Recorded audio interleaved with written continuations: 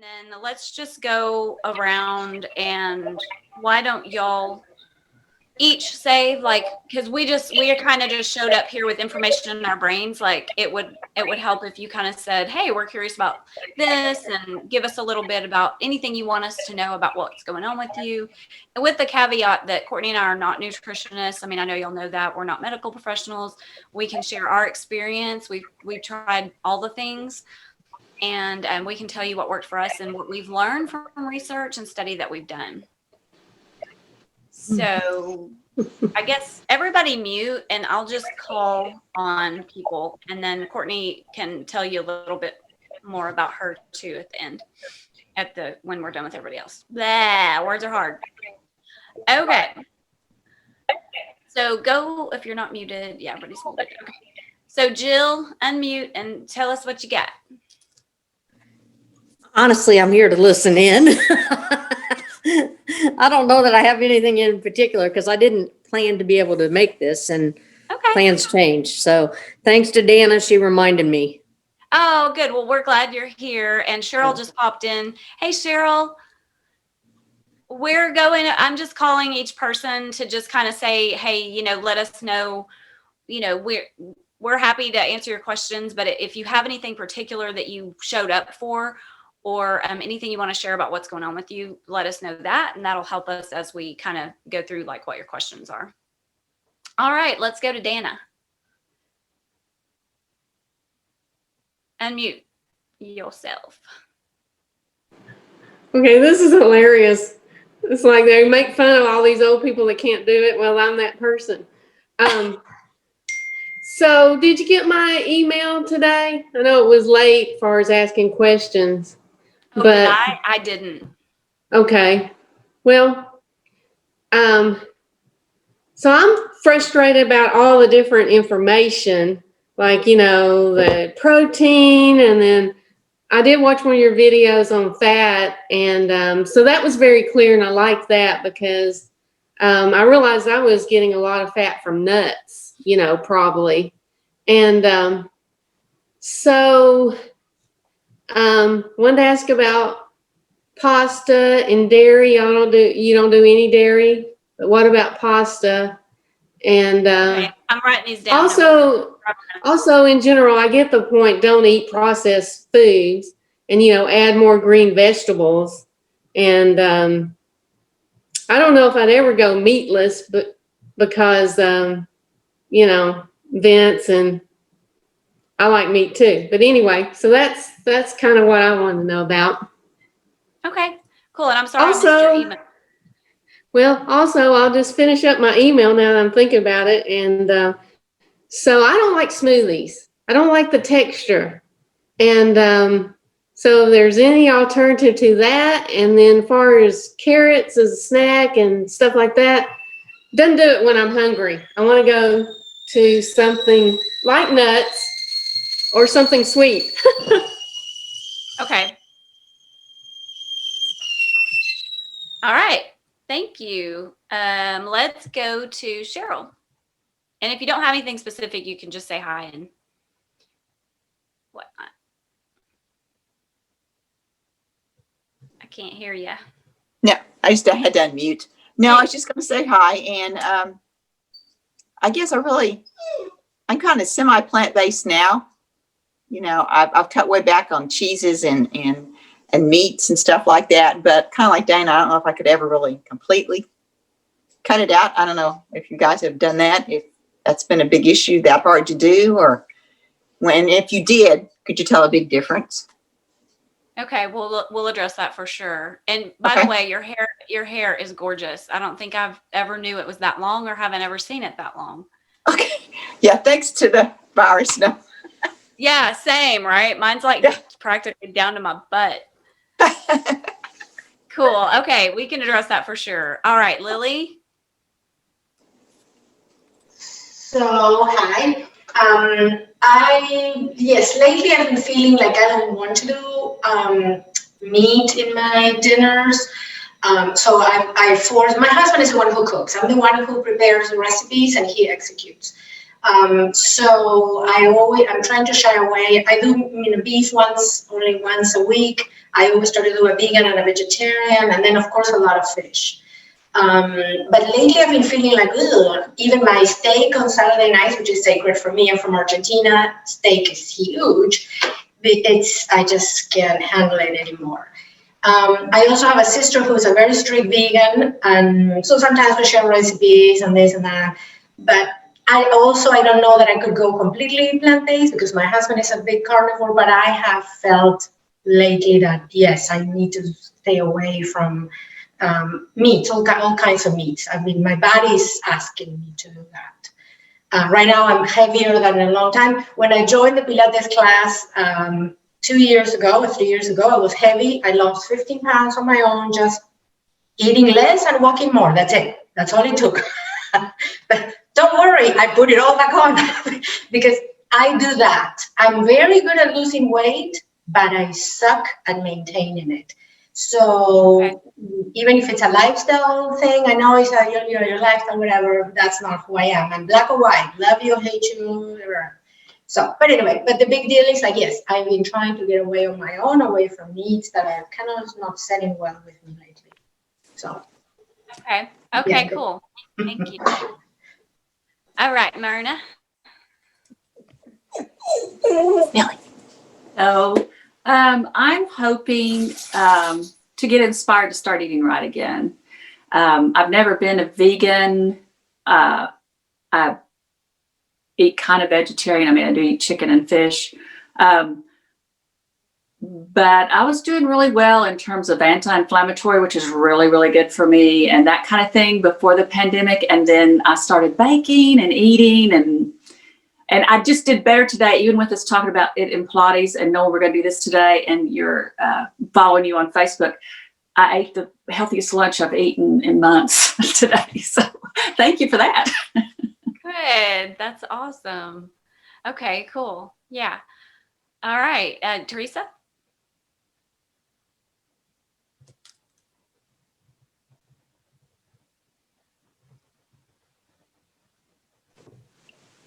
Myrna, that's so funny because I had to go to McDonald's today before this class. Anyway, I'm just curious as to what the whole plan's about. And I just thought I was really doing good. I don't go to McDonald's that much, but I thought it would be a last trip for a while. But I thought I was eating healthy. I love olive oil. And I cook with a lot of olive oil. I probably could drink olive oil. And I like wine. I have had heart disease. I had a heart attack about 5 years ago. And I think the main thing for me is the belly fat, just trying to get that off. I want to wear these cute tops that y'all wear when you're doing Pilates. And I have to wear these really loose ones. I feel you. I do feel you. And Courtney and I were looking back at pictures over the last, I don't know, for at least back to 2014.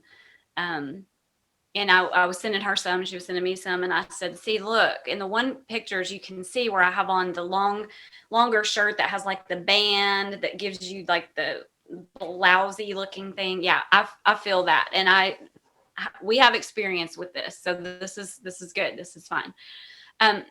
Is that everybody then? Or June? I haven't heard from June because I can't see your face. I almost forgot you were there. That's okay. I agree a little bit with what everybody said so far. You know, I would like to lose belly fat and muffin top area. I don't think I could be a vegetarian. I try to eat more of a balanced diet, and I just can't even eat a lot of processed foods because I have like an MSG issue.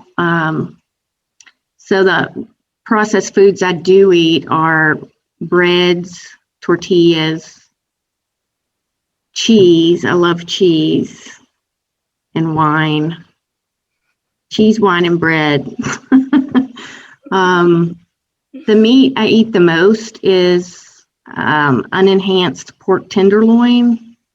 I do a lot of grilling. And lately, in order to try to get a handle on it, I've been trying to just eat smaller portion sizes.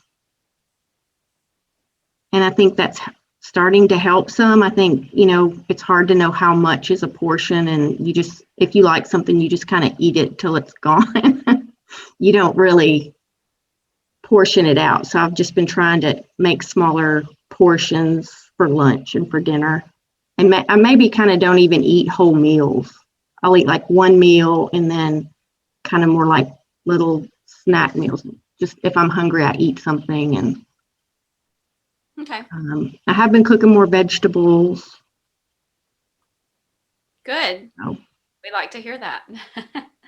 So I was just interested in hearing, I haven't been in class the last week or so because of work keeps popping up. So I've only seen what's in the text. So I really don't know too much about what's been said about this. So I was trying to come on to hear that.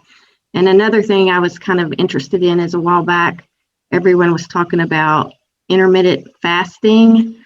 And I thought it would be fun to have a call like this to kind of get everyone's practical experience on that, because I don't know a lot about it. I don't really have a lot of time to research stuff. So if I could get the short version, which is what I'm thinking today's kind of like, that would be beneficial. Okay. All right, cool. Making some notes. Okay, I think what I would like to do is have Courtney tell a little bit about what she does, just so you can have that frame of reference, since a lot of you don't know her. And really, I don't know you guys that well, except you know me from class. But Courtney, can you kind of share with them like what you do and Sure. the Orange program, and then we'll kind of get into how that branches off. Okay. And also, I didn't know, did Nikki want to say something? Oh yeah, before Nick. I get- Everybody knows everything about me. There she is. Well, actually, Nikki, when we get back to questions, I'm going to have you probably talk about intermittent fasting a little bit. Okay. I know you've read that book. Yeah. A couple of books.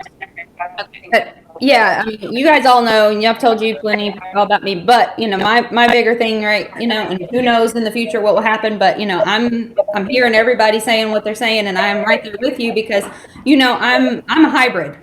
That's what I like to think of, I'm a hybrid. So, like Lily now, I mean, I don't know that my body says, oh, don't eat meat at all, but it says, I really, really feel good when I load up on a bunch of vegetables and a bunch of, just whole foods and things like that. And then only pick and choose, like maybe 15% of my diet, is the other part, and sometimes less than that now, but, going to really be conscientious about those other things. So anyway, that's just kind of where I am, but we can talk about that other stuff later. I want to hear Courtney.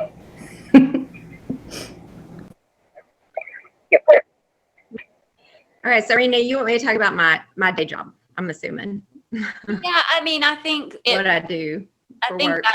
So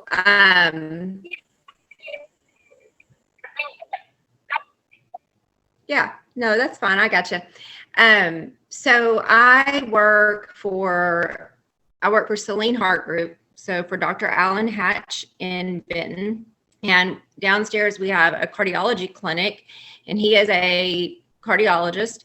And upstairs we have a wellness clinic, and that wellness clinic is based on, well, there's quite a few things. He's a rather forward-thinking physician, and it is a Dr. Dean Ornish heart disease reversal clinic. We also have a diabetes clinic. We're with a company called ShareCare, and they also do other wellness programs. So we have a diabetes clinic, we have intensive cardiac rehab, regular cardiac rehab, and then we have some pulmonology. And in the wellness clinic, you all may have heard the term lifestyle medicine. And that's what we do upstairs. We do lifestyle medicine. We mainly work with people with cardiac disease or cardiovascular disease. And however, that never stands alone. Usually with cardiovascular disease, you're going to see autoimmune, or you're going to see cancer, or you're going to see diabetes. I see a lot of diabetics it's not diabetic. So I'm the stress management specialist. I'm a yoga therapist by trade, and I teach stress management. And I was talking to Rena about this today. Even though we're talking to you about plant-based eating, where I work, it's very much about looking at all the different parts of your life. So looking at your exercise, your community, or your support. What kind of support do you have to deal with your feelings and so that you're not isolating yourself.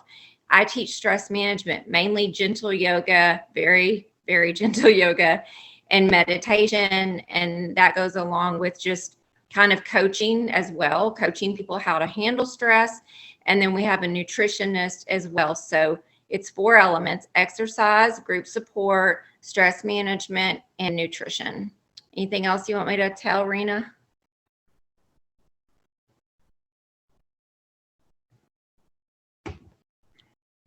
Can't hear you. I'm sorry.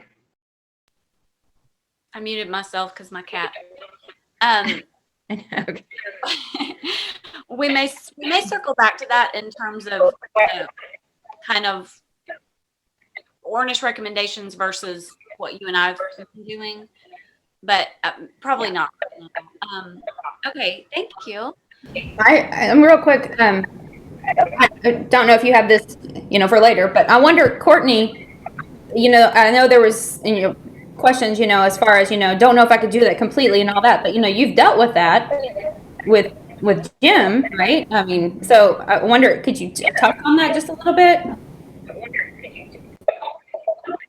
Well, having triple bypass and 2 stents has been good, but good encourager for my husband. I will quickly say that, so my husband had 5 bypasses about 5 years ago. And then we went on Ornish, because I went to work for Ornish 4 years ago. We went on Ornish, and it reversed his carotid arteries were impacted 75% and 85%, and reversed them down to 35 and 25. And then we got his cholesterol down from near 300 to the normal range around it was about 150 to 180. And then I was struggling to lose weight after we got married. We've been together 9 years, but only married for 3. And I was struggling to lose weight, and I went on keto, got very, very sick. And then I decided to do low carb, clean low carb, just kind of like what you guys are talking about: chicken, fish, vegetables. I did eat cheese. I did eat whole fat dairy at the time. And we did this, and I lost about 10 pounds. And my husband went to get his cholesterol checked, and I'm the cook, and his cholesterol was back to 280. So I was basically killing him. So I was like, this is stupid. I know this is not good for me. I know it's not good for him. And that's when I decided to go to be vegetarian. And eventually, through studying and research, I became a whole food plant-based. And the more I would research, the more I would get down a rabbit hole. And that's when I decided to become no oil. My husband is on board because I cook for him. And because he does not want to have another stent and another bypass. And so he also feels great. And my husband is a former athlete. So he's at his fighting weight when he was professional in Taekwondo. And so he just feels really great, really healthy. As a matter of fact, my granddaughter called and wanted some chicken nuggets, and he told me he was taking her poison to eat for dinner. So that's, yeah. I mean, I see it at work too. And we'll talk a little bit about that, making small changes versus big changes. But usually we get people to change when they have that, what scared out of them. Okay. I'll let Rena take it, or Nikki, whoever's talking. So that's a great kind of roundup of what happened with Courtney and how she got to eating the way that we're eating now. And I will just give you a brief history of mine, just so you'll have a frame of reference, because someone asked, were we vegetarian, vegan, whatever. So I never wanted to eat meat as a kid. I won't go into this big whole long story, but I never wanted to eat meat. I just was born this way. I mean, I was born having this aversion to eating animals. And then at some point in my life, as a teenager, I got swayed or whatever happened. And I, for a few years, I guess, ate meats here and there. And then when I was 19, I stepped into the power of just saying, you know what? I do not eat animals. I don't want to. I'm not doing it. I don't have to. I researched it as best I could back in the 80s. And I decided to be vegetarian. And I didn't do the research properly. And I don't even know what was available back then. But I was vegetarian, meaning I didn't eat meat, but I ate cheese and all the other things. I did that through my pregnancy, and that was a big deal around that time in small town Arkansas, because people thought like, you know, my kid was going to be deformed or something because I wasn't eating meat. And all of that was fine. She was fine. She was born. She was healthy. So I continued on being vegetarian for many years. And then in 2010, I started researching and learning more. And I decided that ethically and for my body and health and wellness, I was going to be vegan, that I wasn't going to use animal products anymore, as it, you know, to the best of my ability, and not have the cheese and dairy and all that stuff. And right before that, I had gotten a hold of Harvey Diamond's book. What's the name of it? Living Without Pain. And so prior to deciding to be vegan, I had pretty much talked myself out of cheese anyway and dairy anyway. I never really ate eggs. I thought they were gross. I hated them. This is just from me growing up. So I'm kind of a unicorn in this way. So you may not be able to relate to that part. I never really liked milk. Now if it was in things, I would eat it. Cheese I loved, though. I made up for all that by eating cheese. And then in the last, probably starting around 2014, I just was like I was yo-yoing between certain weights at like a 10 to 12 pound range. And this went on for years and years and years. And then Courtney and I got to be good friends, and we would talk and we would try programs. And this sort of gets me to where she and I kind of ended up on the same path. I had done intermittent fasting. I had done intermittent fasting and vegan keto. I would never have done just keto because I'm not going to eat meat. But I had tried all the things that I could try in the plant-based world and had some success, similar to Courtney. I got pretty lean last Thanksgiving, not nearly as lean as I am now, but it was not sustainable. So when I hear you guys say you've tried these things, but you can't keep them up and you gain it back, like you're preaching, speaking to the choir, because that's exactly what was happening with Courtney and me. And through her research and my research, mostly hers in terms of the Starch Solution. So you'll want to write that down if you're taking notes. You want to look for Dr. McDougall, the Starch Solution, and check that out. That would be a starting point, because it's not as extreme as like his other program, Maximum Weight Loss. So Starch Solution is a good place to start. I feel that he describes things in a very easy to digest way. Digest, pun intended. And I had been doing this other program that was not this program, but was a healthy program starting in June. And about 4 weeks into that 6-week program, it involved fitness and stuff too. I just needed something really regimented because of COVID. I had just kind of gotten out of control with my schedule. About 4 weeks in, for the last 2 weeks of that program, I did start doing what Courtney was doing. And in those 2 weeks, I lost 2 pounds. And I was like, wow, this is what is happening right now. And then we're going to tell you what we did during this time and what we're doing now. And so she and I are like sponges. So we kept researching and kept learning more about this.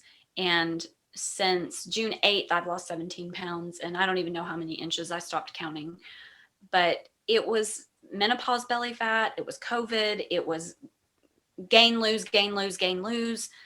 And what we're doing now, felt so common sense. It's very easy once you get through this, whatever struggles that you're having regarding, meat or not meat or whatever. But it feels like a way that I can eat for life. And I've been doing this for 6 months. I'm not perfect. I do veer off and have a glass of wine and it's not like, you can never do any, you can never have any fun. And there are ways to do this, and Nikki's been doing this, where if you're just not going to give up the animal products, that 10 to 15% is what we looked at. And I think that's what Nikki said. And there's research. This has been being researched for many, many years, all the way back to the 40s. It's just not, you don't hear this in the mainstream because the doctors that are doing it, they don't have support from the industries that want you to buy the bad stuff, the stuff that's bad for you, the processed foods, the addictive sugars, the salt that's in everything. And I dug in and started doing Starch Solution and maximum weight loss. Those are McDougall's programs. Maximum weight loss, like I said, is stricter. And that's how we got here today. We just kept research. Courtney and I we just love it. We just love learning. And the fact that this was evidence-based and proven to reverse heart disease, diabetes, and some cancer. I mean, it always depends on the person, right? But hard black and white scientific proof and evidence that this is really the healthiest diet on the planet. And we started this journey for us, and Courtney for her husband, and my husband has committed to not eating meat. He still eats copious amounts of cheese, but it's baby steps, right? I mean, he's a deer hunter. He literally went to Hot Springs recently and hung out with his deer hunter friend and was like, yeah, I'm not really eating meat. His friend was like, I think I could do that. So that's where we are. Courtney, and so let me stop there and let's decide and Courtney, unmute, if we want to directly address your questions or if we want to just. Let's see if anybody has any. Yeah, because I want to do what's most helpful to y'all, and somebody has their hand up. I'm sorry. Where do I check that? Nikki, where do I check the hand up? I forgot. I don't even know there's a hand up. Well, there was a hand up, but let me look. No, I put something in the chat. Was that it? Maybe. So if anybody wants to hit their little chat button and look over there, you can copy and paste that. I just put Starch Solution. I just put it in the chat. You physically have to read it. Maybe not. Copy and paste that. So out of everything we just said, is there a question from any of that? Everything we just said, is there a question? Myrna. This sounds like it's off the topic of what you said, but it makes sense to me. What do y'all do about salad dressing?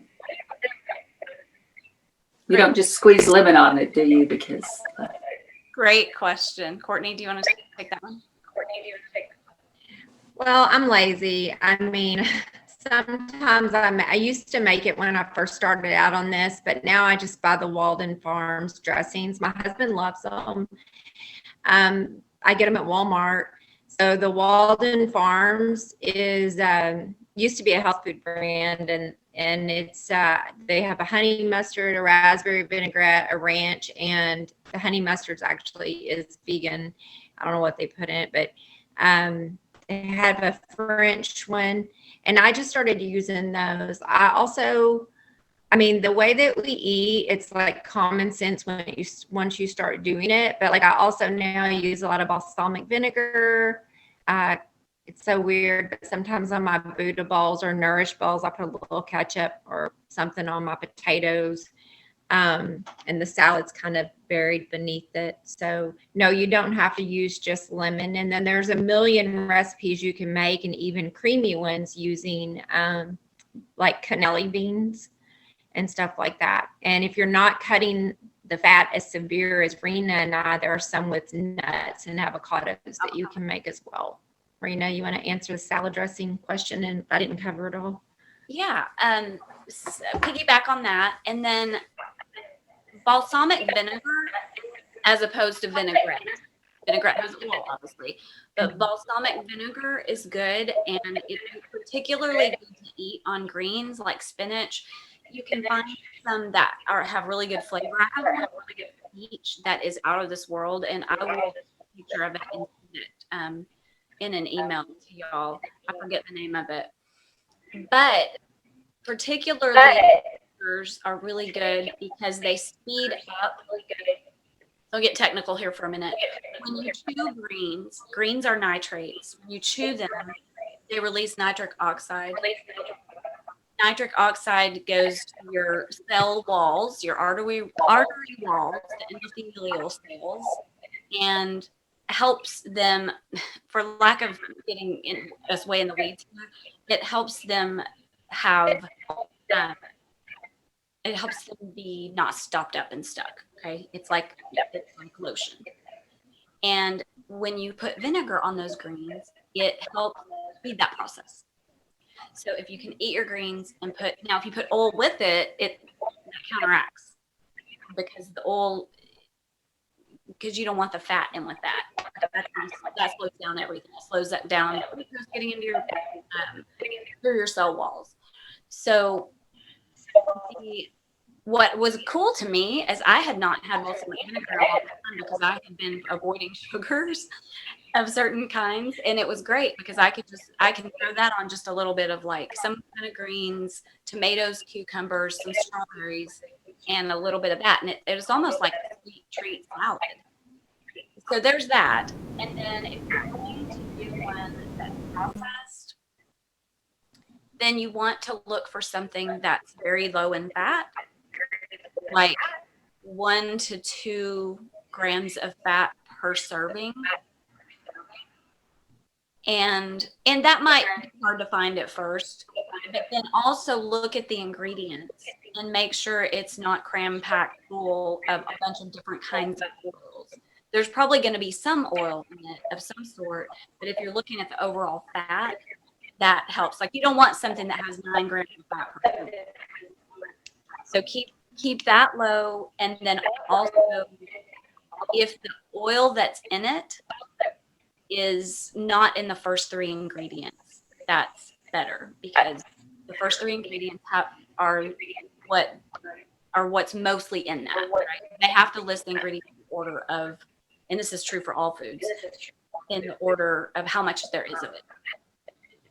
And then I would also look at sodium, and we could get in a whole conversation about sodium too, but unless we get a question about that. And then I like to make my one last night with, or night before last. Hey, Rena, I don't know about everybody else, but it's kind of hard for me to hear because it's echoing. I don't know why. It's probably because Courtney's muted. Yeah, so when you're talking, she'll need to be muted because it echoes. I saw your post that said that, but I wasn't hearing an echo. Is that better? Okay, sorry. So the first rule is always listen to Nikki. Except when she tells you to eat bacon, then don't listen at all. So just, use common sense, and we can share some resources about reading labels, but I made one the other night with tamari, with low sodium tamari, a little bit of rice vinegar, some fresh ginger and garlic, and a little bit of maple syrup, like natural maple syrup. And it was great on like an Asian type of bowl. And I know that it can sound cumbersome to make your own, but if you're just doing like a tablespoon of each thing and whisking it up and throwing it on there, I'm gonna have to let her out. Hang on just a second. Okay, go out. Okay. Can I ask a quick question to Courtney? My senior kitty. The doctor program that you use, I didn't catch that last name, or that the clinic the heart clinic uses. I didn't catch that name. And is that based on a book, and is it different from what you guys are doing? Okay. So unmute myself. Okay, I'll let everybody else mute real quick. So think of it as buying a franchise. So I work for Dr. Alan Hatch in Benton. I don't know where everyone's located, but we own a clinic that's called an Ornish Clinic. And yes, there are many books, many best-selling books. Dr. Dean Ornish, Deanornish, their books are Reversing Heart Disease, Eat More, Weigh Less, which you have to look for the one by Ornish because there's several named that. I'm trying to think of the other ones that there are. There are a whole bunch of them. He's been in Time Magazine. You can look him up on Oprah. He was on Super Soul Sunday recently. So if you put Dr. Dean Ornish in your Google search bar, a ton of information will come up. And was there another part to that question? I just wondered how it differs from what you guys are doing. I mean, and my husband has heart issues as well, so. Okay, so Ornish is a vegetarian, no meat, okay, no meat, but it allows for small amounts of low-fat, non-fat dairy, low-fat, non-fat cheese, low-fat, non-fat skim milk. Okay, it's not that we encourage it, but 2 servings a day are allowed. So and it's basically, when I do work for them, we don't talk a lot about the no oil at work. So that didn't really hit me. And, but we do talk a lot about keeping your fat grams under, 40 is the most a day. 50 would be the maximum for a male, around 30 to reverse heart disease. And so then about 3 grams of fat per serving in a food. So that's kind of the metric I go by. What I'm doing, so what Rena and I do is more based on Dr. McDougall, who is very similar. And there are many doctors in this field, cardiologists, general practitioners in this field that promote this way of diet. And they all will just be 10% different. Nothing major, just maybe a little bit different here and there. But they're all whole food, plant-based. And with the exception of a couple of them, like Dr. Furman and Dr. Ornish, allow for a small amount of protein in the diet. So protein, I shouldn't say that. Protein from animal products, okay? Because you can get plenty of protein from vegetables and fruits and legumes and oats, but protein from animal products, but very, very limited. So that's the difference. I would say Rena and I are more strict, actually. I'll ask one more question. So do you guys log in everything that you eat and then you go by percentages, like X amount of fat, protein, carb? I did for years, and I was obsessive, and probably part of the reason, is I was obsessive compulsively. I have rheumatoid arthritis. I was diagnosed at 48. I was diagnosed with a heart condition, and I have Hashimoto's thyroiditis. And so, probably a lot of you out there have Hashimoto's or have thyroid disease, and they tell you in PCOS, polycystic ovarian syndrome, they tell you can't lose weight. So I feel like I lost my train of thought on that. But it's very hard to lose weight. And so for me, one of the reasons that I found this was because I was not getting better. And I could not lose the belly fat. As I was going into menopause age, the belly fat was getting worse and worse and worse. And it was really frustrating because I was eating so clean, hardly ever touched processed food, and watched everything I ate, was a really healthy eater, and didn't really eat sugar or lots of pasta or all the things, didn't touch a potato for 17 years. And I just didn't know. I didn't know and understand that by eating oil and putting oil and butter, how many calories a day I was eating. So 200 calories, oil is 240 calories. Is that right, Rena? A serving, 2 tablespoons? Yeah. And she was asking about tracking. Oh, see, sorry, y'all. I have short-term memory problems. And that's from a car wreck, not from the other. So no, I do not track anymore, but occasionally if I feel like I'm off somewhere, I will track for a day or two just to see. I use MyFitnessPal. Okay, I'll quit rambling now. Go ahead. What I will say about tracking is Courtney and I both did it obsessively prior to eating this way, because we were trying to keep those ratios right with the macros and all of that. And one of the most liberating things about eating this way is I don't count calories and I don't track that. Now, so you're thinking, well, how do you know that you're having less than this many grams? Now that I've been doing this a while, I look at labels and I know that I need to stay around.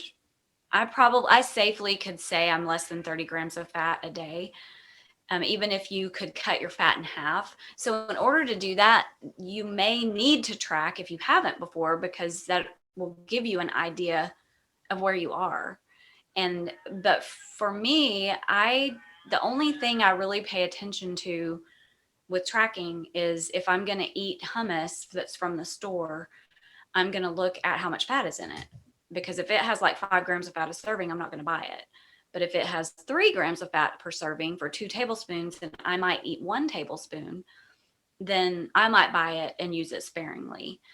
But I have a sort of a tally in my mind, and just knowing that I'm not going to pick up something and eat something that has like 9 or 10 grams of fat per serving. I'm just not, because that's going to be like a third of what I can have for the day, or what I should have.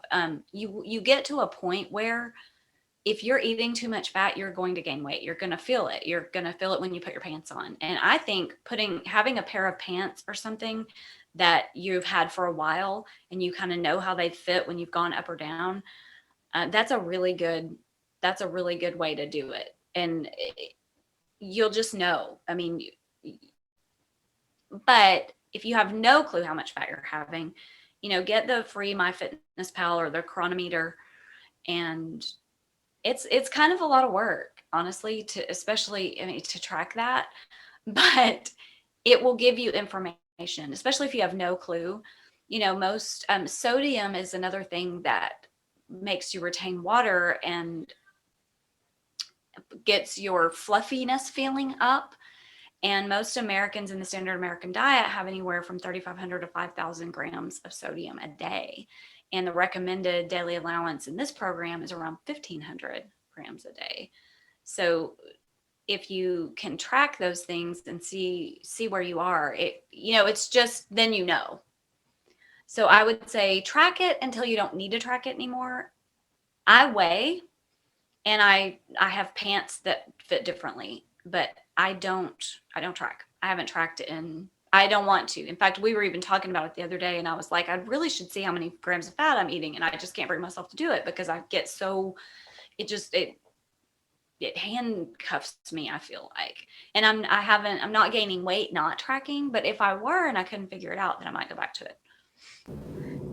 I was going to say, I think real quick that when you're making any kind of a change, it's like what she was saying. If you're making any kind of a change at all, you have to know where you're starting, because we will tell ourselves all day long, I really eat healthy and I really don't have that much fat in my diet, or I really don't have that many calories in a day, or I hardly ever eat, because that's our concept in our head, because it feels like we don't, but if you start really looking at it, and even just jotting it down on a piece of paper or in your phone or whatever, you'll start to realize how much additional you were having without noticing that you didn't, like Dana mentioned before, like the extra handful of nuts. I mean, nuts are a good thing, but when you're eating 2 or 3 handfuls a day, or loading them up on everything, or, because you're like, oh, they're healthy, or eating a bunch of nut butter or whatever, you're not going to think that you have consumed that much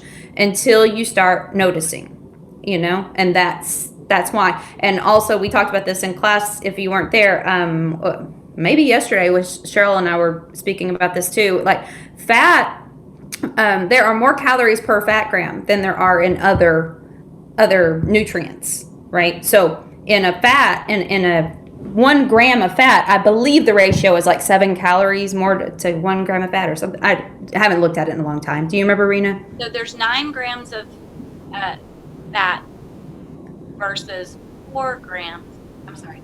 There's 9 grams versus 4 grams of protein or carbohydrate. Okay, because it's been a long time since I did my nutrition studies, but you know that's part of it. But yeah, and there's more. So you're obvious that's going to equal more calories too. So that's why fat has more calories as well, because there's just more packed into it. And so I would, So I would say, you know, if you're looking, that's another reason I think that first noticing, you know, the excess of fats that are in things is helpful, because it's also going to reduce your calorie count, no matter what. It's just going to reduce your calorie count. And it at the end of the day, you know, a lot of people like to say, well, it's calories in, calories out. It's not always. It's not really. It's about the nutrients in your food and how your, you know, other things combined with all of that. But calories do play a part in it. And we mentioned, you know, 3,500 calories in a pound. So you do, that's a scientific thing, you know, you can calculate that, you know. But so if you put, if you look at the excess fats that you're having and start trying to cut those out, and like Rena said, you know, if you look at it 3 grams per serving or less, even that right there, if you don't track them at all, but you look at that, you're going to start reducing, I think, you know, from where you are. And what happens automatically when you start, this kind of leads us into a good discussion about calorie density. And I'm going to let Courtney chime in here in a minute. There's a thing that happens when you're eating calorie dense food, and oil is the most calorie dense food on the planet, and there's no nutritional value to olive oil. The only nutritional value to it is it's a fat. It's like a liquid fat. And the fat you eat is the fat you wear. Okay. That came from Lyle, right? Courtney, I think Dr. Lyle says the fat you eat is the fat you wear. And this is what we found to be true. Because when Courtney started talking to me about this, I was like, I don't even use that much oil. You know, I used to, prior to doing all of this, like years ago, I used to not cook with oil at all. And then somehow it creeped in that, no, this is good for you. It's good for your skin. It's good for whatever. And then I was like, you know what? I don't even know how much oil I'm using, but let me just do this. Let me not cook with oil. I know how to cook without oil. So let me do that. Let me not have any nuts. I can't tell you, I had some in something at Thanksgiving, but I was like, let me just not do the nuts. Let me do very, very, very little avocado. Even in the Esselstyn program, you can have 1/4 of an avocado a day. And I know that sounds ridiculous. If you're used to having a lot more, if you've done high fat, low carb, but I'm just telling you what I did. I said, let me just do it. Let's just see what happens. Lost 2 pounds in the first week. It gives your digestive system and the actual fat in your body the opportunity to be burned up by glucose and the energy from glucose and glycogen in your cells that it didn't have the opportunity to do because the fat was in the way. And I literally, that by doing this program, I mean, there's no magic thing, right? There's no thing I can say, take this pill or do that. But if you do this, fat is going to fall off you. I mean, it's just going to. Okay, so that takes me to oils are the most are the most calorie dense food on the planet that we consume. And it's 4,000 calories a pound. 4,000 calories a pound. So when you start and you're thinking, well, I'm not eating a pound.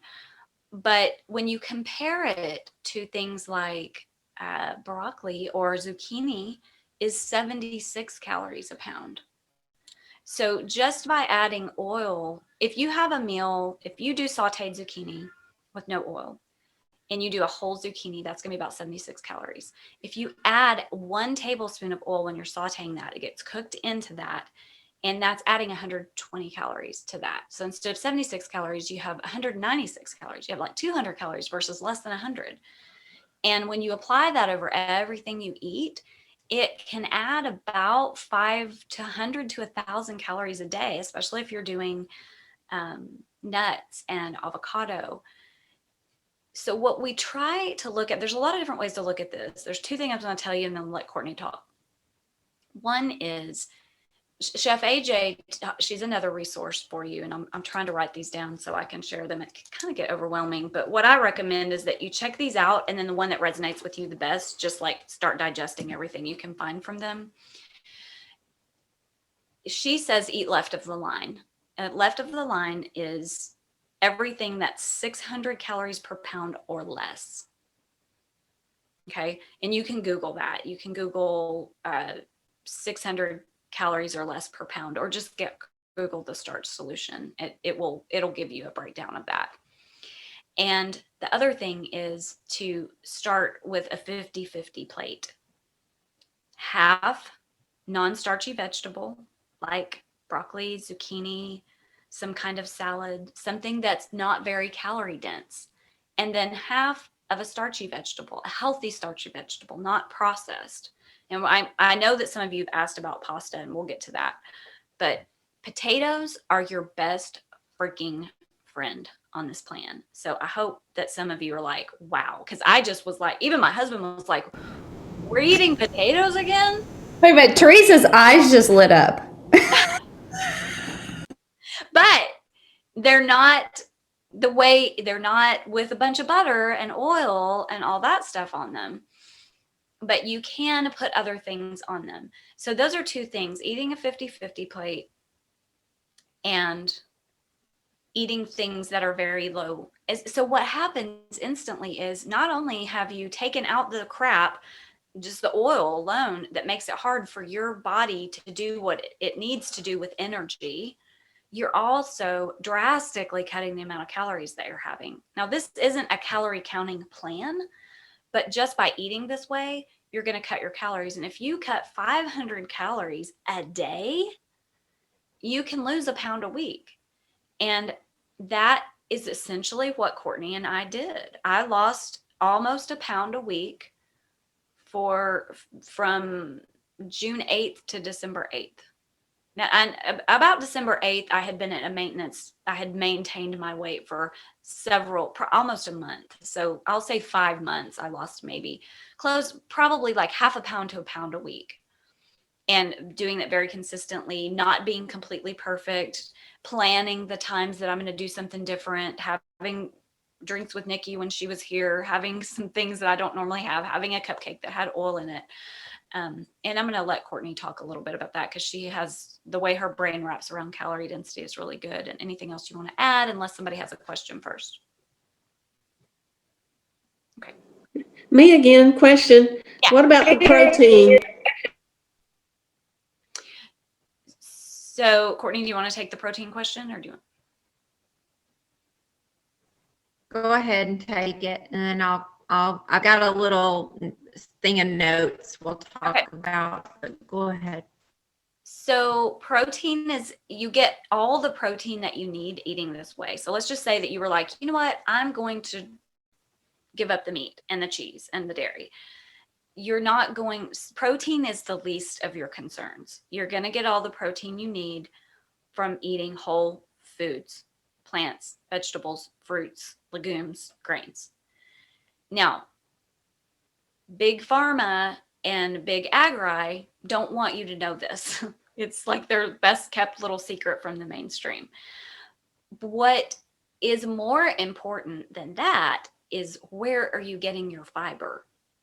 The lack of fiber in the food that you eat is one of the prime culprits in why your body's hanging on to fat, because fiber are the scrubbing brushes of everything in your body. And I'm talking about whole food, plant-based fiber. Potatoes are one of the best sources of fiber, broccoli.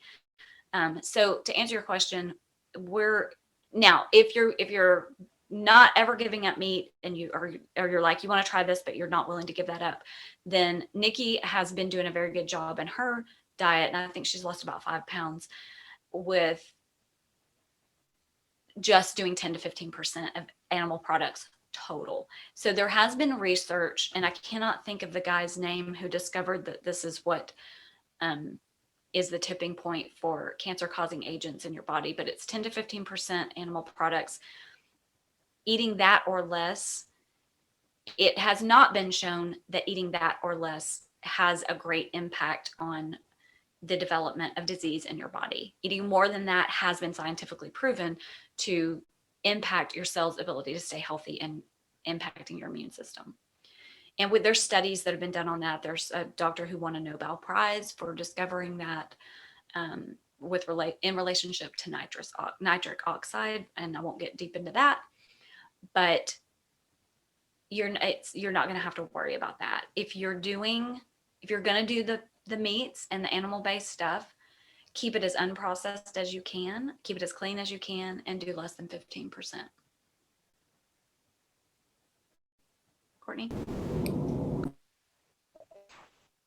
Okay, so I put that in the chat. It was T. Colin Campbell, the China study that showed that when they gave rats, they could turn the genes on and off. So it's the study of epigenetics. It's the changing of your genes.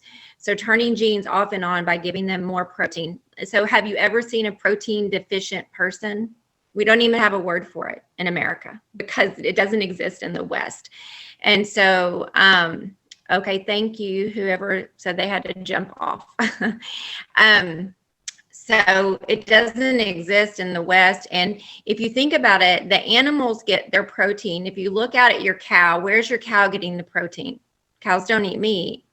We don't eat horses, but horses don't eat meat. So they get their protein from the grass and things like that. So when we eat them, we're eating their muscle and we're eating their muscle. So you do not need that to have protein. I just kind of wrote some notes down and I'm going to go through them real quickly and you can ask me questions. But I see a doctor in Little Rock, a rheumatologist called Dr. Hauk, and he did suggest to me a few years ago to go plant-based. And trying to tell my kid not to quit calling me. He suggested go plant-based for rheumatoid arthritis. And I did it slowly, y'all. I had been vegetarian before, but I ate a lot of cheese, a lot of bread. And I slowly gave up. So first I went pescatarian, just eating fish. And then I got off of fish and I'm still eating cheese and eggs and milk. And then I got off of cheese and eggs and milk. And when I discovered the oil, what the oil was doing and how high in calories it was, because most of us are not sitting there measuring oil with a tablespoon, right? Or butter. We're just pouring it in. And so I started measuring it. I would get out a teaspoon and put a teaspoon of butter on my bread, or a quarter of a teaspoon. I would get out the measuring spoon and do a tablespoon of oil for a whole, like 2 pieces of fish or whatever. And I slowly weaned myself down off the oil, and I slowly weaned myself down off the dairy. Dairy was the hardest. I'm not going to lie. Dairy is super addictive. I love dairy. It was my favorite food group, and I am no longer on dairy. Rena promised me there would come a point where I didn't crave it. I do not want dairy anymore. I do not. I don't even crave it. I did use some substitutes to get off of it. They're so bad. Usually they'll teach you to get off of it, but I mean, there are some good ones out there, some plant-based ones that you can make that are pretty good. And I did use a lot of substitutes when I went plant-based. I used the Gardein burgers and the Gardein fish. And as I went whole food, I stopped doing that. But it is a good way to transition if you feel like you need to transition that way. I would suggest you watch Forks Over Knives if you have Netflix or YouTube, the documentary Forks Over Knives. That's a good one. And all these doctors we're talking about, most of them are in there, including the one I work for. Rena was talking about the fiber.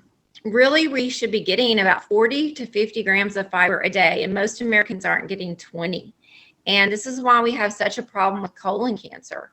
And, you know, colon cancer is one of the main killers in younger people, especially in America. So we really need to be, if you're trying to focus on something and your mind's just like, I can't focus on the oil and I can't focus on the meat, focus on getting more fiber, you know, eat more fiber, beans. We really push the sweet potatoes, the corn, sweet potatoes, corn, white potatoes.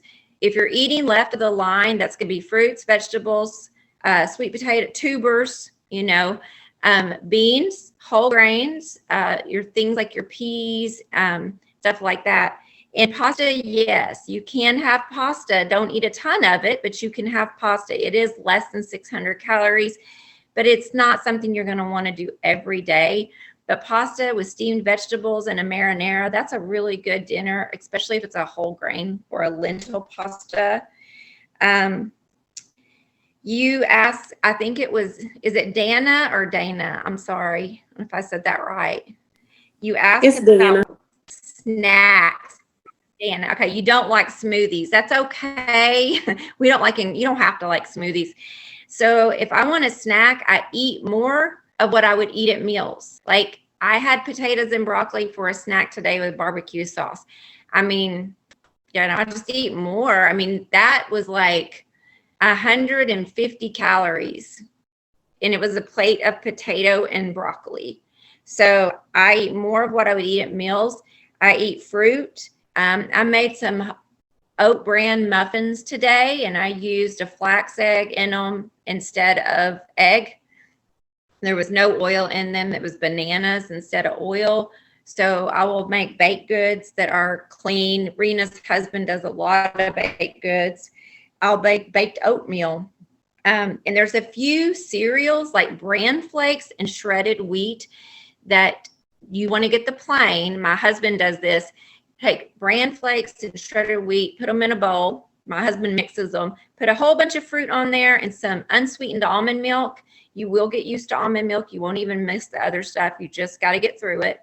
And it's so good, y'all. And if you can't go to almond milk yet, at least do skim milk. Go to the skim milk until you can get to the almond milk or 50-50. Let's see what else I had on here. Yeah, I said start measuring your oil. And Rena said the fat you eat is the fat you wear. So for me, I had already lost, in total, I'm down today. I didn't even tell Rena, I was down about 29 pounds. It's taken me 2 years, but 12 of those pounds have been in the past 6 months. I'm down 13 and a half inches in 2 years, but 9.5 of those inches are in the past 6 months. When I stopped eating all the fat started melting off my body. And I am smaller now than I was in my 20s, but I'm 50. I never thought I could do that, especially with all the autoimmune issues that I have. So I still have a little bit of a jelly belly, but I'm working on it. And who said today it was, she's gone. It was Myrna. Is that right?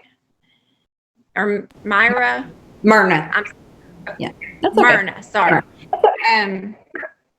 I've been doing some study on pain for a speech I have to give. And there's a study that says when you learn about the pain in the nervous system, just a 45-minute education on how your nervous system works with pain, basically using meditation and things like that, that people's reduction in pain is greater just after learning about how meditation and relaxation helps with pain. So Myrna said, well, I had the healthiest lunch I've had in days. Just knowing you're going to talk about plant-based eating, just learning this stuff will help you start to make transitions, but don't feel like you have to do it all at once. Just start measuring your oil and butter, start eating more fiber, and slowly learn about the process, and keep an open mind. I tell people at work, and this is the last thing I'll say until I'm asked again, keep an open mind.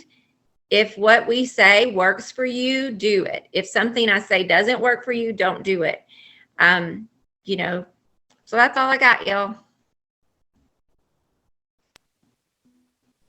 Questions? I still have our list over here. Does anybody have, Teresa, did you have something? So what do you do when you start craving something? Like I could give up sweets forever, but it's like the crunchy, salty things. I mean, it's like sometimes I just have setbacks. What do y'all do to not have the setbacks? Well, a couple of things. I'll say a couple of things, and then if Courtney wants to chime in, and Nikki might have some thoughts on this as well. I love Chef AJ always has these one-liners that stick with me, and she says is that if it's in your house, it's in your mouth. And so I try not to have it in the house especially when I first started this. Now, my husband me already being vegan helped a lot because I already also had gotten off a lot of processed foods years ago, because most processed foods have stuff in them like animal bones ground up and stuff. So I already didn't want that stuff. So if it's up there and my husband has something in the cabinet, I'm not going to be tempted by it because I cerebrally know that I don't want to eat animal bones, right? Like whether it's like gelatin or marshmallows or whatever. But my things, corn chips are a big thing for me. My husband has some chips. Usually he likes sour cream and cheddar chips. I'm not touching those because they have dairy. So that's easy. If you live in a household where somebody else isn't doing this with you, then having a separation of your things is helpful, so that when you go to reach for something, you're not having to reach past the, corn chips to get your whatever it is you're going to have as a substitute. Other thing, I'll tell you what I do, and then I'll let Courtney talk. Courtney and I both love crunchy salty, and I love baby carrots. So I keep those in the fridge. And when I have a nibbly moment where I feel like I want something crunchy, I will drink some water, because a lot of times you're really just thirsty. When your body thinks you want something crunchy and salty, you're really probably just thirsty. So I'll drink a little water, and I'll go grab like 3 or 4 little baby carrots, and I'll eat those. And you actually burn calories in the chewing of carrots, and they're pretty filling. And a lot of people don't like carrots. I know Courtney's not a huge fan of raw carrots, but that works for me. But like a cucumber could do the same. You could, I have the easy peel oranges and cuties. I'll just grab a cutie and eat that. I know that's not crunchy, but, and then I just don't keep that other stuff that's super tempting for me around, especially when I first started doing this. Or I'll find some kind of alternative. I'll let Courtney speak to this too. If you can find no oil tortillas, the little corn tortillas. Well, I'm gluten-free, so I don't do flour, but the corn tortillas, I cut them with a pizza slicer and put them in my air fryer or in the oven and get them kind of crunchy. And I even do that now with, like, if we're having chili or something, because I'm not going to have crackers. And then I'll just place those around my bowl, and that gives me that little crunch. Ideas like that. One of my favorite ones to do that way, which it is a little more processed than other stuff, but is the Mission gluten-free tortillas. I love doing those in the air fryer. And it takes that place. I don't necessarily dip it in something. I'm at the point now where I don't really miss the whole chip and dip thing, which is crazy because I loved that. Know that if you decide to do this or incorporate any parts of it, your taste buds are going to change as time goes on. And you're just going to find that you have so much energy from eating the carbs, because this is a high carb, low fat diet. And I know people are like, carbs, no, it's scary. Because I was like, what? We're eating potatoes? What's happening? How is this even, what? I'm going to get huge. And no, it didn't happen at all.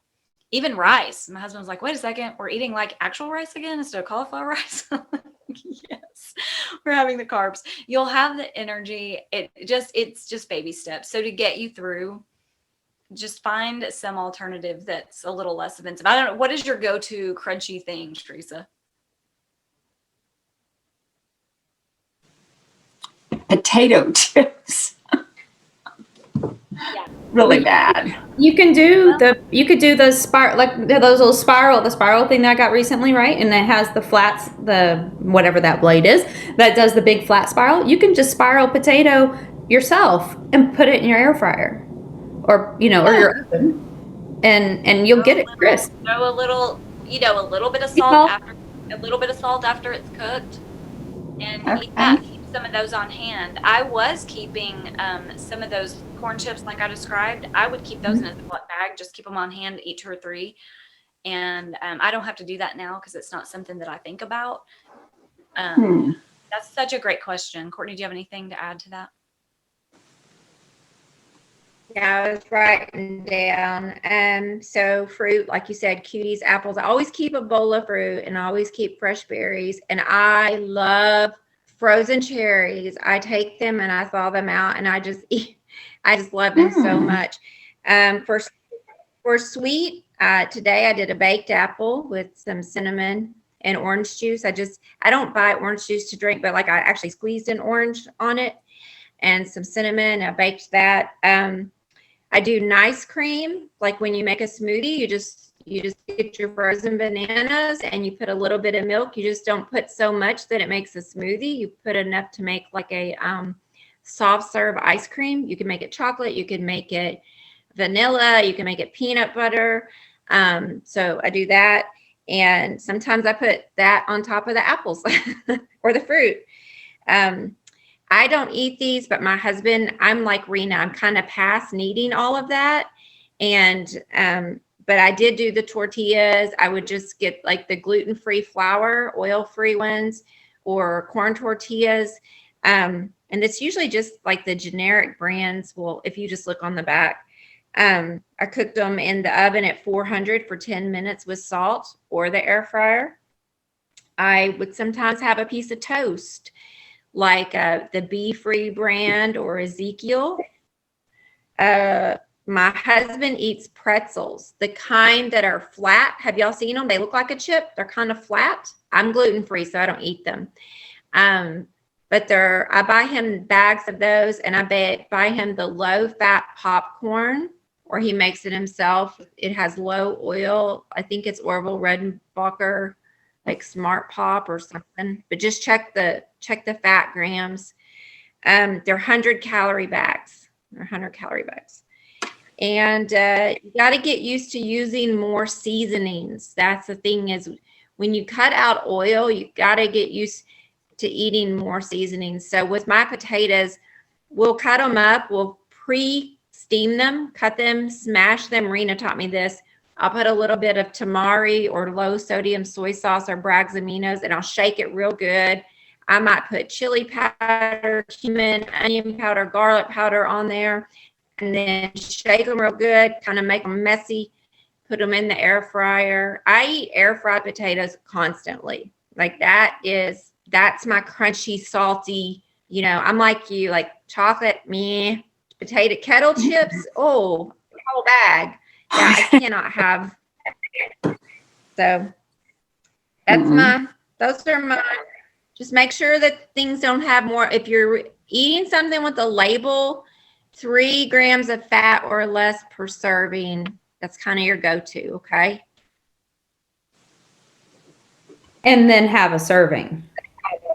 Yeah, exactly. And Teresa Not 10. She was talking about nice cream a minute ago, and she said something about peanut butter, but I wanted to clarify that it would be like you could use the PB powder, the PB2 powder, but not actual peanut butter if you're trying to lose fat. So that would be, just something to keep in mind. And if you are going to do it, calculate it into your overall fat intake. But there are some really good PB2 powders that you can put in your nice cream. And I'm trying to see, I thought of something else. I do, if you'd like to have a sweet treat at night, Raj made me some black bean brownies. I found a recipe for, I think it was one of High Carb Hannah's recipes. And I know that sounds disgusting, but they're really good. And they just have cacao and black beans. Courtney put cauliflower in her nice cream the other night. I haven't tried that yet, but you can't really taste it. Cauliflower is kind of like tofu in that way. It takes on the taste of whatever you put it with. So it's not like you even know. And these are just little things that we've learned along the way. So what else? Let me look at our notes. And Dana, you had asked about smoothies. Actually, most of the people in this lane of eating do not recommend smoothies, especially during a fat loss period of time that you're trying to do, because this goes back to calorie density. One thing I didn't talk about with calorie density is how when you eat a lot of dense fats that are, so let's say you've got a tablespoon, however much that would be, of oil, and it's 120 calories, but you've got a zucchini that's this big and it's 76 calories. When you eat that zucchini and put it in your belly, you can see how much more room that would take up than the oil. The oil would just be like sitting at the very bottom. And your stretch receptors in your stomach, which are what tell your body when you're full and when you're satiated, don't work properly if you're eating a lot of calorie dense foods, because you're not feeling that in your belly during the process of actual eating. And this is something that I didn't even realize that. I didn't know when I was full.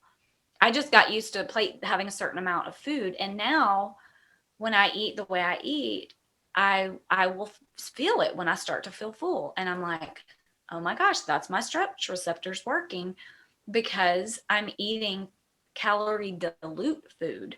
I'm eating food that's filling up my belly, but it's not as calorie dense. So feeling full isn't about the calories. It's about the size of the food and how much amount it's taking up in your belly. And once I started feeling that, I was like, wow. So I was like, basically to me, it's just wasting calories. Why would I put 120 calories of olive oil in my belly when my belly doesn't even know? And it's doing nothing for my digestion. And sometimes, depending on what kind of personality type you have, you'll have that aha moment and be like, oh, I don't want that in my belly. You know what I mean? And I think for most of us, there's something that someone says somewhere, someday, sometime that clicks. And once you have that first click, and the best way to find that is to just go and do Google on some of these things that we're telling you and see what personality that's talking about it that you kind of click with. It's kind of like an online friend. And then you'll just start learning more from them. And it's basically coming from the same body of knowledge. But we have quite a few YouTubers that we can recommend that you check out and just see what you jive with.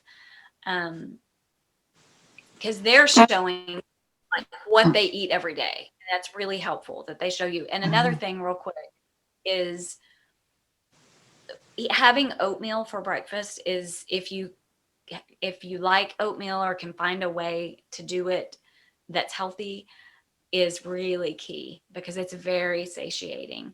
What the carbs do for you is they satisfy you, they fill you up, and then your body uses them, especially if they're not laden with all this other crap.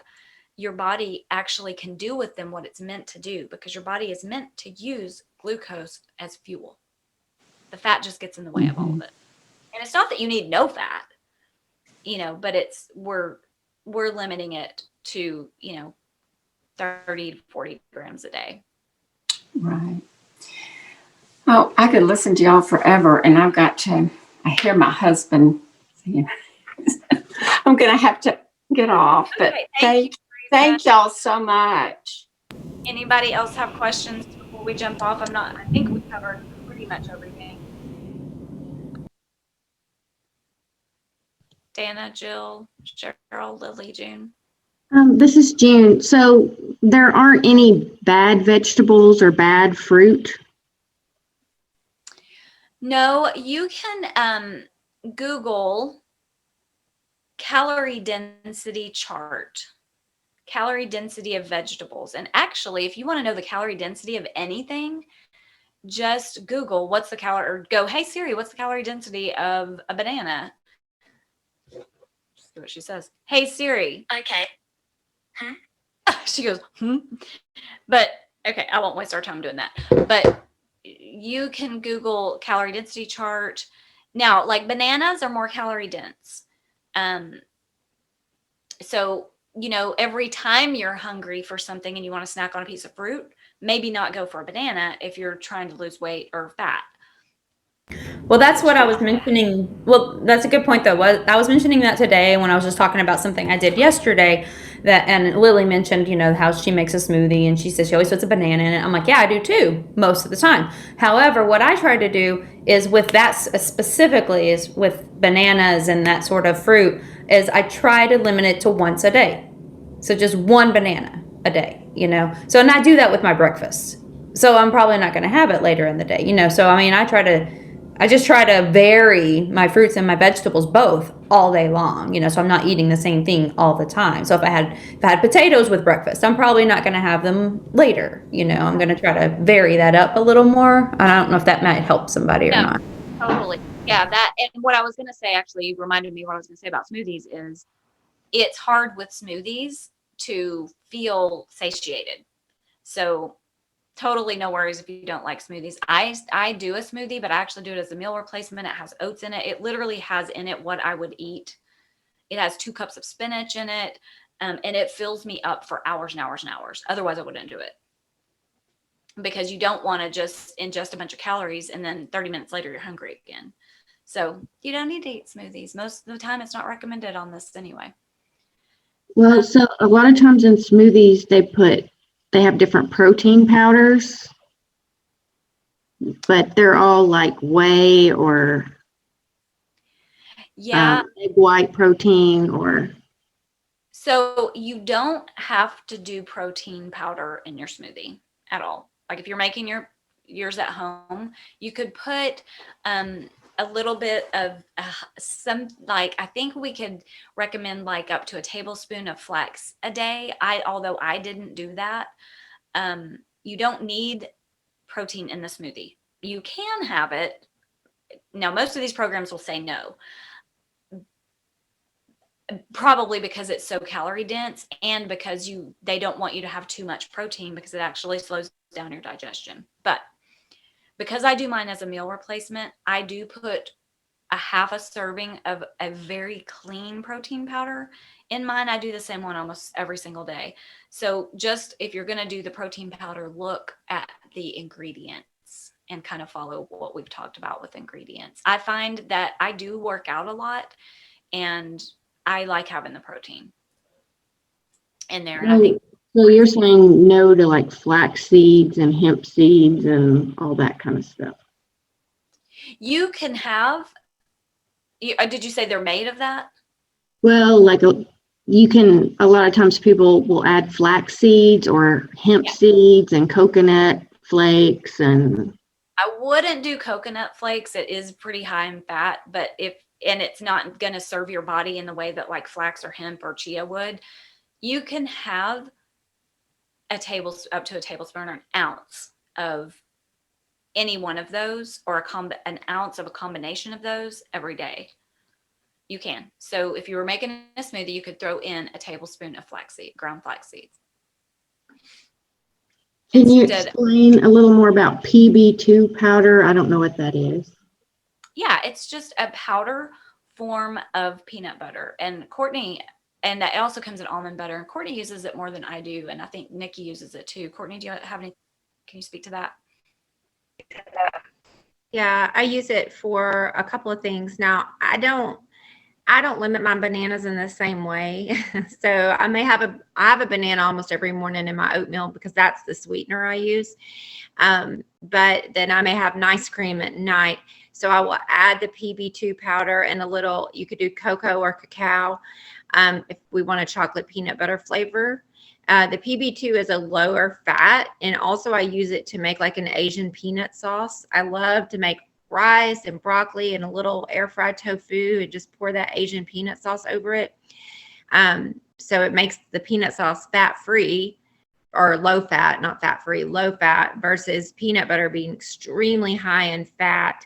That's another thing. I would go through and stick my spoon in the almond butter when I was hungry and just eat a spoonful of almond butter because I thought it would help me lose weight. So I just didn't know. Or I buy those packs of granola, but back to PB2. Yeah, it's definitely a great way to make things like nice cream or sauces and things like that. And you could put it, and it's a lot less calorie dense and fat dense than actual. It's kind of like the difference between like almond butter and almond milk. Almond milk is very low fat. Yeah. Compared to almond butter. And I'd like to say something real quick on the smoothies. So your smoothies can end up having like 600-700 calories if you're not careful. And they can be very, very high in calories depending on what you put in them. So when I was saying that about bananas, I kind of alternate. If I'm eating a lot of bananas one day, the next day I'll try to do more berries or something like that.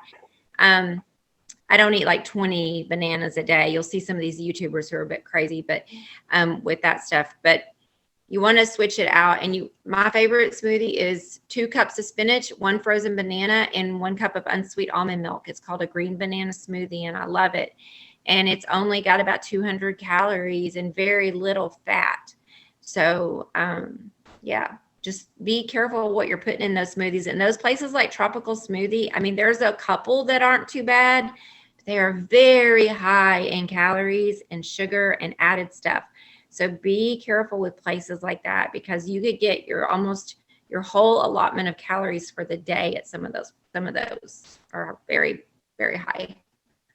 Yeah, they add sugar. So if you ever do get one, ask them to do it without sugar, because they add sugar in it, unless you ask for it to not have it. And you don't need sugar in it. It's got plenty of fruit. And I mean, pretty much you can eat until you're full. But the hard part about that is if your stretch receptors are off, it's hard to know when you're full when you first start doing this. So I would do, a 50-50 plate. And then if you go back, if you're still hungry and you go back for more, don't just go back for the starch, go back for veggies too. So do a smaller 50-50 plate. And if you can, eat the veggies first. Another little hack that we have is if you're having chili and you need to get your servings of greens in, because we do recommend at least 3 servings of greens a day, which is a cup. So 3 to 6 servings of greens. I do 3 to 4 every day. And that, if you put like spinach in the bottom of your chili bowl and it kind of wilts it a little bit. And then what I do when I do that, because it's not my favorite way to eat spinach, I just dig down to the bottom and eat the spinach first. And then I enjoy the rest of my chili. You can, or sometimes I'll have leftover chili and I'll steam some broccoli, put a little salt on it, and then put it on my chili and then mix it all in. And then I'm going to my broccoli in with that. And that has been a game changer for me and it's just, the fiber in that helps fill you up too. But then I still get to feel like I'm having, like, even if I had rice, sometimes I have rice with my chili or soups with my soups. That's a great way. Broccoli, cauliflower, spinach, and like green mixes are my main go-tos in terms of greens and non-starchy vegetables. Zucchini too is good, but broccoli and cauliflower, they're even less calorie dense and they have more fiber.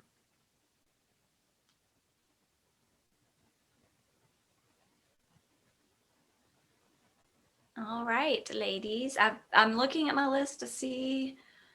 I would say with the pastas, just read your box because they should be left of the line of the 600, but they're not always. So make sure you're reading labels. And there are, I know if you're used to eating regular like flour pasta, then it's a little bit of a change if you start trying to venture out a little. But if you first just give them a shot. I mean, I find, the consistencies might be a little different on some of them, but there's really great like brown pastas and quinoa pastas and and all the bean pastas, lentil pastas. If you don't have a gluten issue and you're going to do regular pasta, just make sure it's whole wheat. It has to have the word whole in front of it. If it's natural, if it's all natural, if it's not a whole grain unless it says whole.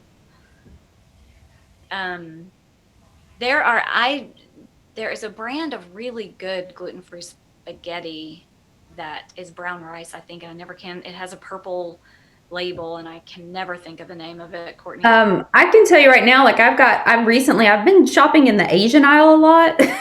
And that's where you can find a lot of neat stuff, you know, or go to an Asian market, because a lot of Asian stuff is gluten-free and also is, you know, usually a little healthier depending on, you know, what it is. But I got a bunch of stuff there today. But one of the things I get, you know, I'll splurge on like a not so healthy gluten-free pasta because I have to eat gluten-free, but I got the brown rice pasta, and they have that in the regular pasta aisle too, but they have it in the Asian aisle, and it's a little different, and you have to soak it, and there's nothing in it but brown rice. It's the one ingredient. That's it. That's it. Brown rice, water. That's all. And so I have it soaking in a bowl right now, and then after it soaks, so you have to plan ahead a little bit on that one, but you soak it and let it set for a few hours. So you could even set it out in the morning or whatever, you know, in some water. But I find that one is really good. At first, you know, something like that, it's just like having brown rice, but it's in a pasta, you know, and if you're gonna have, like, if I'm gonna do pasta, I just make my own sauce usually. If you're gonna buy sauce, make sure it's gluten-free. They're hard to find. Courtney found one at Walmart the other day. Did you say? I don't remember. I use a lot of edamame pasta, but I don't eat a lot of pasta. Well, the marinara. I'm not a big fan. One thing I want to say, and I'm gonna have to go soon too, is we talked a lot about high fiber, low fat, but we didn't talk a lot about water content. And so when you're eating this way, what you're trying to do is you're eating a high water content diet as well. So like the pastas are being rehydrated. The oats are being rehydrated. The vegetables, the fruits have water in them. So it's the water, the fiber that fills you up and keeps you full. Also, I would say Rena and I have noticed she was dry skin, I'm oily. We both I was on medicine for my acne since I was 29, and I got off after 20 years when we started eating this way. So, and she was, you know, dry, and even hers improved. You would think the opposite, right? So I just want to say the water, I think, helps with your wrinkles a lot. And I don't know what it is, but your body just adjusts to having the right amount of oil for the first time. You know, we need oil. We just don't need 100 grams a day of oil. We don't need more than 40, 50 max, 30 to lose weight or less. Any other questions? We'll let you guys No, know. I just want to give you both a big, big thank you for your time, because I really wanted you guys to be able to express all the, you know, it's like a conglomerate, you know, a little think tank over here, you know, a great conglomerate of information and a lot of different angles, and I could convey some of that to my group, but I know that they're always very interested in learning and wanting to know more, and so thank you very much for your time, your precious time, because time is precious, and you gave it very freely. So I love you both. Thank you so much for doing this. I really appreciate it. Cool. Thank you. I'd like to say also thank you. Thank you for sharing. It was really informative. I appreciate it. Yeah, thanks a bunch, guys. Lots of good information. You're welcome. Thank and if you. you're Bye, in ladies. feel free to connect, you know, in the group as well. Okay. Okay. All right. Bye, guys. Bye. Thanks. Bye.